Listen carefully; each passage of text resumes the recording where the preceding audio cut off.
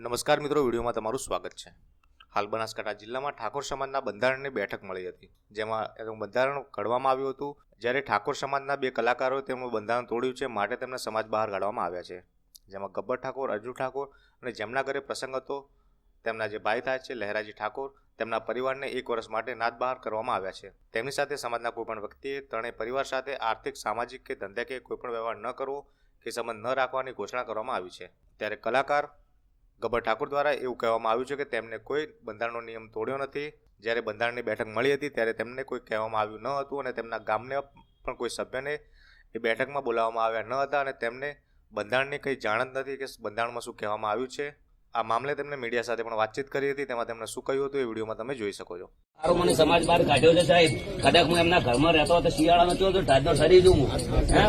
ખોટી વાત છે?